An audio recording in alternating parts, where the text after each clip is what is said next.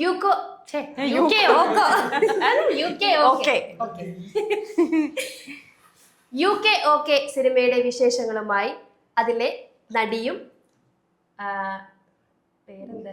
തന്റെ പേരാണ് എന്റെ ഫുള്ള് കൺഫ്യൂഷൻ മെറീസ.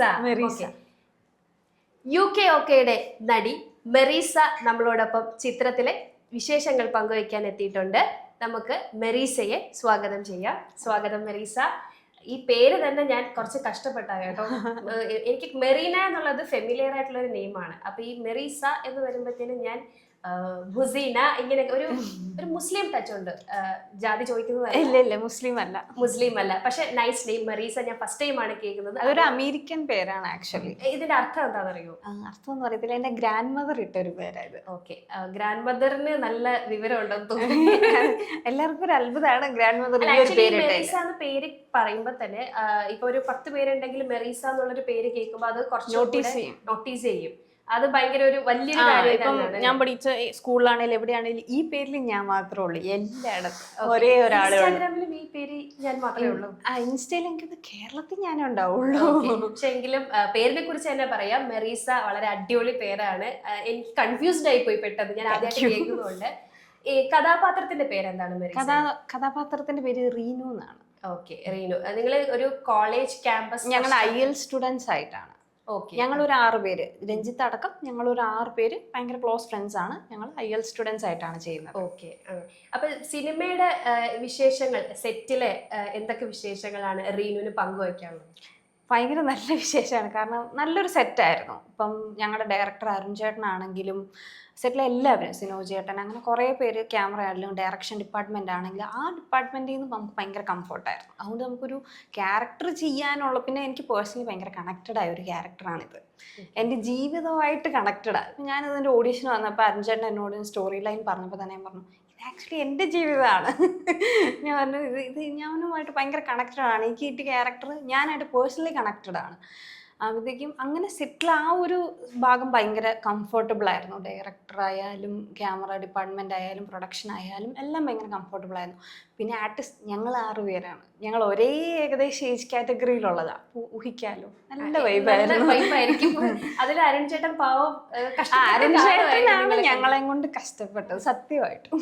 സാധാരണ ഡയറക്ടേഴ്സ് അഭിനയിക്കാൻ വരുമ്പോ സ്ക്രീനിൽ വരുമ്പോഴായിരിക്കും കഷ്ടപ്പെടുന്നത്. ഇത് ഓഫ് സ്ക്രീൻ ആയിരിക്കും. ഞങ്ങളുടെ ഒരു ചേട്ടൻ, ഇപ്പൊ ഞങ്ങളെ നിയന്ത്രിച്ചു കൊണ്ടുപോകുന്ന ഒരു ചേട്ടനായി ലാസ്റ്റ് പുള്ളി. ഞങ്ങൾ ഒരു കുരുത്തക്കേടൊന്നും കാണിക്കാതെ ഞങ്ങളെ നന്നായിട്ട് കൊണ്ടുപോകണം. അരുൺ ചേട്ടനാ ഞങ്ങൾക്ക്. പക്ഷെ എനിക്ക് തോന്നുന്നു ഡയറക്ടർ നമ്മൾ എപ്പോഴും ആ ഒരു വേവ് ലെങ്തിൽ നിർത്തുന്നത്. ഞങ്ങൾക്കൊന്നും ഇന്ന് വരെ ഒരാൾ പോലും ഞങ്ങൾ അരുൺ സാറെന്ന് വിളിച്ചിട്ടില്ല. അല്ലെ, സാറെന്ന് വിളിക്കുമ്പോ പൊതുവെ നമുക്ക് ഭയങ്കര ഒരു ഗ്യാപ്പ് വരും അല്ലെ. പുള്ളിയും ഭയങ്കര യങ് ആണ്, നമുക്കൊപ്പം തന്നെ വൈബുള്ള ഒരാളാണ്. സീരിയസ്ലി അങ്ങനെ ഒരാളായതുകൊണ്ടാണല്ലോ ഇങ്ങനത്തെ സത്യം. ഇനി ഒരിക്കലും ഇങ്ങനെ ഒരു പടമോ ഇങ്ങനെ ഒരു ഡയറക്ടറെ കിട്ടുമെന്ന് തോന്നുന്നില്ല. അറിയത്തില്ല, ഭാഗ്യം പോലെ കിട്ടിയാൽ മതിയായിരുന്നു. അല്ല, എനിക്ക് കാരണം അരുൺ സാറിനെ അല്ലെങ്കിൽ അരുൺ ചേട്ടനെ നമുക്കൊരു ഡയറക്ടർ എന്നുള്ള രീതിയിൽ പുള്ളിയുടെ പഴയ പടങ്ങൾ എടുത്താലും മുന്നത്തെ പടങ്ങൾ എടുത്താലും അതിന്റെ ഒരു എന്താണെന്ന് നമുക്കറിയാം.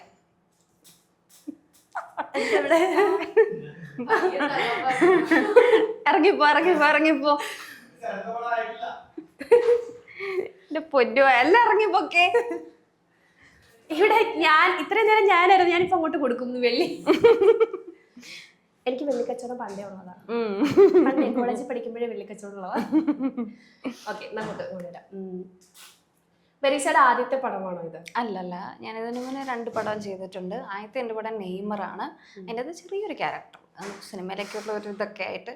പിന്നെ ഗെറ്റ് സെറ്റ് ബേബി, അതിൻ്റെ അകത്തൊരു നേഴ്സിൻ്റെ ക്യാരക്ടർ ചെയ്തിട്ടുണ്ട്. പിന്നെ ഇത് കഴിഞ്ഞ് ഒരു ഫീച്ചർ ഫിലിം ചെയ്തു അജുവേട്ടൻ്റെ കൂടെ ലീഡായിട്ട്.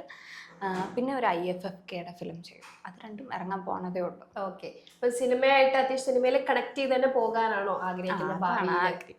പ്രൊഫഷൻ എന്താണ്? ഞാൻ MBA ഗ്രാജുവേറ്റ് ആണ്. അപ്പം ഞാൻ സൈക്കോളജി മേജർ ചെയ്യാൻ തുടങ്ങിയില്ല. അപ്പൊ സിനിമ വരുമ്പോ സൈക്കോളജി അത് ചെയ്യാൻ പറ്റാതെ വന്നാൽ എന്ത് ചെയ്യും?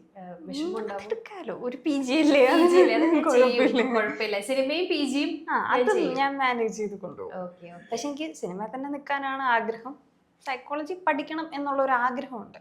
അതിനെപ്പറ്റി കൂടുതൽ അറിയണം എന്നുള്ളൊരാഗ്രഹം.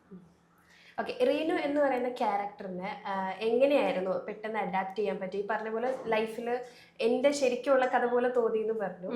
അപ്പോൾ എങ്ങനെയായിരുന്നു സെറ്റിൽ ഈ ഷൂട്ടിന്റെ ടൈമില് റീനു എന്ന് പറയുന്ന ക്യാരക്ടറിനെ എത്രത്തോളം എനിക്ക് ചെയ്യാൻ പറ്റി എന്നാണ് വിശ്വസിക്കുന്നത്? ഇതിനകത്ത് കുറച്ച് ഭാഗം ഒഴിച്ച് ബാക്കിയെല്ലാം ലൈഫിൽ ചെയ്തിട്ടുള്ള ഒരു കാര്യങ്ങൾ തന്നെയാണ് ഞാൻ ചെയ്യേണ്ടി വന്നത്. ഞാനും വയലൻസ് പഠിച്ചിട്ടുള്ള ഒരാളാണ്. അപ്പം എനിക്കത് കുറച്ചും കൂടെ ഫെമിലിയർ ആയിരുന്നു.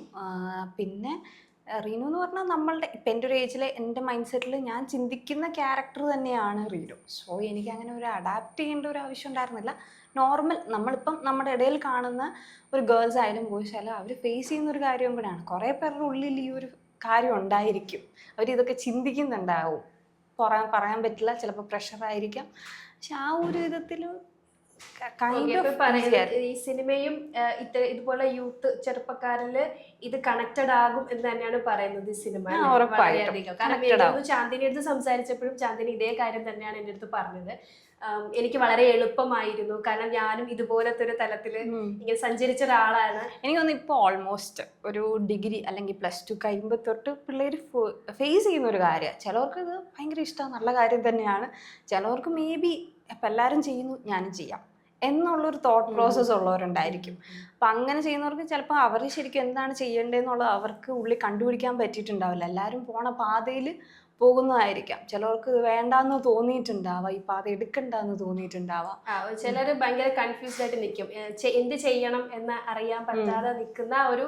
ഞാനും ലൈഫിലൊക്കെ ആ ഒരു പോയിന്റ് അങ്ങനെ കൺഫ്യൂസ്ഡ് ആയിട്ടുള്ള ഒരാളാണ്. അപ്പം ചിലപ്പോൾ നമുക്ക് നമ്മുടെ വീട്ടുകാർ ഇതൊക്കെ പറയുമ്പോഴത്തേക്കും ഇപ്പം ഇത് പഠിക്കുന്നു പറയുമ്പോൾ നമ്മൾ ഓക്കെ പഠിക്കും, നമുക്കൊരു വോയിസ് അത്ര ഉണ്ടാവില്ല. നമ്മൾ കുറച്ചും കൂടെ ഒരു ഡിസിഷൻ എടുക്കാൻ നമുക്ക് നമ്മൾ കുറച്ച് കൺഫ്യൂസ്ഡ് ആയിരിക്കും. നമ്മൾ കുറച്ചും കൂടെ മെച്യൂർ ആവണം. ചിലപ്പോൾ നമുക്ക് അത് വോയിസ് റേസ് ചെയ്ത് പറഞ്ഞ് നമുക്ക് ശീലം ഉണ്ടാവില്ല. എനിക്ക് അത്രയും ശീലം ഉണ്ടായിരുന്നില്ല.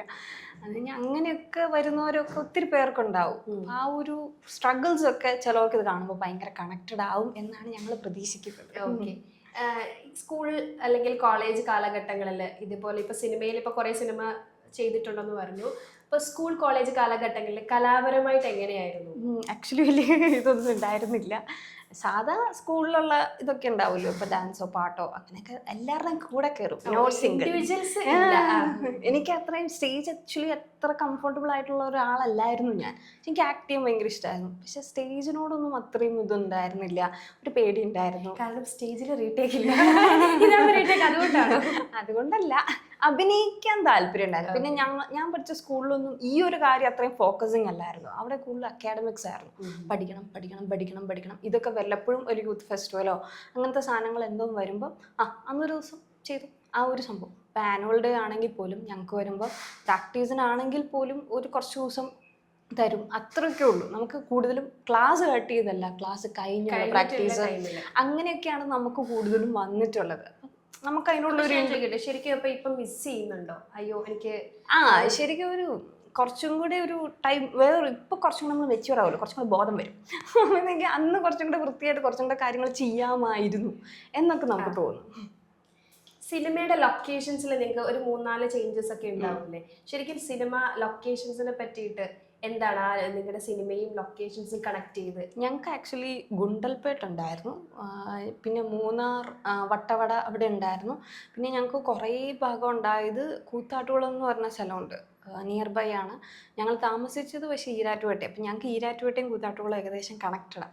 പിന്നെ ഞങ്ങൾക്ക് കുറച്ച് ട്രാവൽ പരിപാടി ഉണ്ടായിരുന്നു. അപ്പം സ്പെസിഫിക് സ്ഥലമല്ല, അതിന്റെ സോങ്സും ട്രെയിലറും ഒക്കെ കുറച്ചിങ്ങനെ കണ്ടായിരുന്നു. കുറച്ച് ട്രാവൽ പരിപാടി ഉണ്ടായിരുന്നു. അപ്പം ഞങ്ങൾക്ക് ഏറ്റവും ഫേവറേറ്റ് ഞങ്ങൾക്ക് എല്ലാവർക്കും തോന്നുന്നു ഞങ്ങൾ ഈരാറ്റുപേട്ട താമസിച്ച് കൂത്താട്ടുകുളത്ത് ഷൂട്ട് ചെയ്ത കുറച്ച് സമയം ഉണ്ടായിരുന്നു. ഓക്കെ, ഈരാറ്റുപേട്ടയിൽ ട്രാവൽ ചെയ്ത് സമയം ഉണ്ടായിരുന്നു. പിന്നെ കൂത്താട്ടുകുളത്തെ ഷൂട്ട് ഭയങ്കര രസമായിരുന്നു.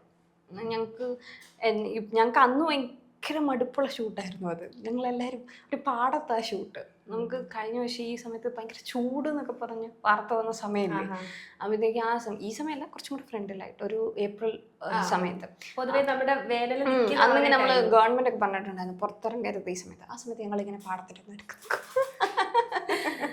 ഇങ്ങനെ മൂസി പറയും ആൽഫാം പോലെ ആയിട്ടുണ്ടായിരുന്നു. എല്ലാവരും ടാൻ അടിച്ച് ഇങ്ങനെയായിരുന്നു ഒരവസ്ഥ. പക്ഷെ ആ സമയത്ത് ഭയങ്കര പാടായിരുന്നു. പിന്നെ ആക്ച്വലി ഇപ്പോൾ അത് തിങ്ക് ചെയ്യുമ്പോൾ ഭയങ്കര നല്ലൊരു മെമ്മറിയാണ് ആ ഷൂട്ടും അവിടെ നടന്ന സംഭവങ്ങളും. ഞങ്ങൾക്ക് ഇടയ്ക്ക് ബ്രേക്ക് ഉണ്ടായിരുന്നു. അപ്പം ഞങ്ങൾ റൂമിൽ ഞങ്ങൾ 3 പേരുടെ റൂംസ് എടുത്താൽ എൻ്റെയും സാരംഗയുടെയും ചാന്ദിനിയുടെയും. അഖിലയ്ക്ക് മാത്രം വേറൊരു ഫ്ലോറിലായിരുന്നു. അത് ഞങ്ങൾ 3 പേരും ഇറങ്ങും, എന്തെങ്കിലും സീരീസ് കാണും, പുറത്ത് ഫുഡ് കഴിക്കാൻ പോകും. ഞങ്ങൾക്ക് ശരിക്കും ഭയങ്കര നമ്മൾ സ്കൂൾ ഹോസ്റ്റലൊക്കെ നിൽക്കുന്ന ഒരു ടൈമല്ലേ, അതുപോലെയായിരുന്നു ആ സമയം. പിന്നെ അവിടെ ചെന്ന് കഴിയുമ്പോൾ ചൂടത്ത് പോയി നിൽക്കണം. നമുക്ക് അന്നും ഇപ്പോൾ ഭയങ്കര പാടത് ചെയ്യാൻ വേണ്ടി. പക്ഷെ ഇപ്പോൾ അത് ചിന്തിക്കുമ്പോൾ നല്ലൊരു സംഭവമായിരുന്നു. അത് ഭയങ്കര വർത്തായിരുന്നു. ഫാമിലി എങ്ങനെയാ? സിനിമയ്ക്ക് ഭയങ്കര സപ്പോർട്ട് തരുന്ന ഫാമിലിയാണോ? അച്ഛൻ അമ്മയൊക്കെ ആ മോള് സിനിമയിൽ? കുഴപ്പമില്ല. എന്റെ സ്വന്തം ഇഷ്ടപ്രകാരമാണ് ഞാൻ സിനിമയ്ക്ക് ആക്ച്വലി എൻ്റെ സ്വന്തം ഇഷ്ടപ്രകാരം തന്നെയാണ്. പക്ഷെ ആക്ച്വലി അവരോട് പോയി ഞാനിത് പറഞ്ഞു കഴിഞ്ഞപ്പം ഞാൻ ആദ്യം ഒന്ന് ചെറുപ്പം തൊട്ട് എൻ്റെ ഉള്ളിലുണ്ട്, ഇങ്ങനെ പറയും, നല്ലല്ലേ സിനിമയൊക്കെ, നല്ലല്ലേ അവരെ കണ്ട സിനിമയൊക്കെ അഭിനയിക്കുന്നത് നല്ല ഞാൻ ടി വി കാണുമ്പോഴത്തേക്കും അതെന്തോ അത് നല്ല രസമില്ലേ, എനിക്ക് അതുപോലെ നടിയാവണം, അങ്ങനത്തെ സാധനമൊക്കെ ഞാൻ ഇറക്കുക. അപ്പം ഓഡിഷന് വിളിച്ച സമയത്ത് വീട്ടിൽ പറഞ്ഞായിരുന്നു എനിക്ക് ഇങ്ങനെ ഓഡിഷൻ വന്നിട്ടുണ്ട് പോവാണ് എന്ന് പറഞ്ഞു? ഞാൻ അതിന് ഓഡിഷൻ നമ്മൾ ട്രൈ ചെയ്യുന്നതിന് മുന്നേ വീട്ടിൽ അവതരിപ്പിക്കണമല്ലോ. വീട്ടിൽ അവതരിപ്പിച്ച് പെർമിഷൻ മേടിച്ചിട്ട് വേണം ഓഡീഷന് ഇത് ചെയ്യാൻ വേണ്ടി. അതിന് ഞാനൊരു ഡിഗ്രി കഴിഞ്ഞ് IELTS ഒക്കെ പഠിച്ച് നിൽക്കുക. ഈ പറഞ്ഞൊരു കൺഫ്യൂഷൻ വന്നു ഭയങ്കരമായിട്ട്. എനിക്ക് പുറത്തോട്ട് പോകാൻ തോന്നുന്നില്ല, എനിക്ക് ഇവിടെ നിൽക്കണം, ഇത് ചെയ്യണം. ഞാൻ മനസ്സുകൊണ്ട് ചിന്തിച്ചപ്പോൾ ഞാൻ പുറത്തോട്ട് പോയി കഴിഞ്ഞാൽ ആ ചാൻസ് തീർന്നു. എനിക്ക് മേ ബി ഞാൻ പോയി കഴിഞ്ഞാൽ അവിടെ ഞാൻ സെറ്റിൽഡ് ആവും. ഒരിക്കലും വന്നിട്ട് ഈ ഒരു ഡ്രീം എനിക്ക് അച്ചീവ് ചെയ്യാൻ പറ്റില്ല. മേ ബി ഇത് ലാസ്റ്റ് ചാൻസ് ആയിരിക്കും, ഒന്ന് നോക്കാം, ഒന്ന് ട്രൈ ചെയ്യാം. അപ്പം നമുക്ക് തോന്നുന്നത് ഒന്ന് ട്രൈ ചെയ്യാം എന്നുള്ളൊരു സാധനമാണ്. വീട്ടിൽ പറഞ്ഞു എനിക്ക് ഇങ്ങനൊരു ആഗ്രഹമുണ്ട്, പക്ഷെ ഞാൻ ആക്ച്വലി നോ എന്നൊരു ആൻസർ പേടിച്ചിട്ടാണ് ഞാനിത് അവതരിപ്പിക്കുന്നത്. ഞാൻ ഓർത്ത് എൻ്റെ വീട്ടുകാർ സമ്മതിക്കില്ല എന്നാ. പക്ഷെ അവർ ചെയ്തു, നിനക്ക് ഇഷ്ടമാണ് ചെയ്തു. ഞാൻ ഭയങ്കര സർപ്രൈസ്ഡ് ആയിപ്പോയി. എൻ്റെ വീട്ടുകാർ തന്നെയാണോ എൻ്റെ വീട്ടുകാർ തന്നെയാണ് ഇങ്ങനെ പറയുന്നതെന്ന്. അതെന്ന് ചോദിച്ചാൽ പിന്നെ ഓഡീഷൻസിനൊക്കെ പോകാൻ അപ്പോൾ ഒക്കെ ഇവർക്കൊന്നും അറിയില്ല, അങ്ങനെ ബാക്ക്ഗ്രൗണ്ട് ഒന്നും അത്ര ഇല്ലല്ലോ. അപ്പോഴത്തേക്കും ബ്രദറും അപ്പയൊക്കെ വരും. അപ്പോഴത്തേക്കും കുറച്ചൊക്കെ കഴിഞ്ഞപ്പോൾ അവർ കിട്ടും, അങ്ങനത്തെ ഒരു ആറ്റിറ്റ്യൂഡ്. ഞാൻ കിട്ടും കഴിവൊക്കെ ഉണ്ട് എന്നൊക്കെ പറഞ്ഞ് അവരെ ഞാൻ പ്രോത്സാഹിപ്പിച്ച് ഞാനൊരു സൈഡിൽ തന്നെ മോട്ടിവേറ്റ് ചെയ്തിട്ട് വേണം മുന്നോട്ട് പോകാൻ വേണ്ടി. എന്തായാലും അത്രയും ആ ഒരു മെന്റലി കുറച്ച് സ്ട്രഗിൾ ചെയ്തിട്ടുണ്ടായിരിക്കും ആ ഒരു ടൈമിലല്ല അല്ലേ? ഞാൻ ഒറ്റയ്ക്കേ ഉള്ളൂ, അല്ലെങ്കിൽ വീട്ടുകാരെ ഓക്കെ ജസ്റ്റ് അവരുടെ സമ്മതം കിട്ടി. പിന്നെ അങ്ങോട്ട് നല്ല സപ്പോർട്ട് ഉണ്ടായിരുന്നു ആക്ച്വലി. പിന്നെ എന്തെങ്കിലുമൊക്കെ നമുക്ക് ആദ്യം റിജക്ഷൻസ് ഇഷ്ടം പോലെ ഉണ്ടായിരിക്കുമല്ലോ. റിജക്ഷൻസ് ഒക്കെ കിട്ടുമ്പോഴും എൻ്റെ ബ്രദർ ആണെങ്കിലും അമ്മയാണേലും ഒക്കെ പറയും, സാരില്ല ഇതിങ്ങനെയൊക്കെ അല്ലേ, ഇവരൊക്കെ എന്തോരം റിജക്ഷൻ മേടിച്ചിട്ടായിരിക്കും ഇതുപോലെ എത്തിയിട്ടുണ്ടാവുക. ഫാമിലി സപ്പോർട്ട് വലിയൊരു ഭയങ്കര ഭാഗമാണ്, അതില്ലെങ്കിൽ ഭയങ്കര പാടാണ്, ആർക്കും പറ്റില്ല. ഓക്കെ, എന്തായാലും മെറീസയ്ക്ക് ഈ സ്പെഷ്യൽ പേര് പോലെ തന്നെ സ്പെഷ്യൽ ഒരു ആക്ട്രസ് ആയിട്ട് മലയാളം മൂവി മാത്രമല്ല നമ്മുടെ ഓൾ ലാംഗ്വേജസ് തള്ളുവല്ല എന്തായാലും. സീരിയസ്ലി എന്താണെന്നറിയോ, നമുക്ക് പറയാൻ പറ്റൂല. ഇന്ന് നമ്മൾ കാണുന്ന നയൻതാര, ഇപ്പം അനുപമ പരമേശ്വരൻ, ഇവരൊക്കെ തെന്നിന്ത്യൻ സ്റ്റാർ ആയിക്കൊണ്ടിരിക്കുകയാണ്.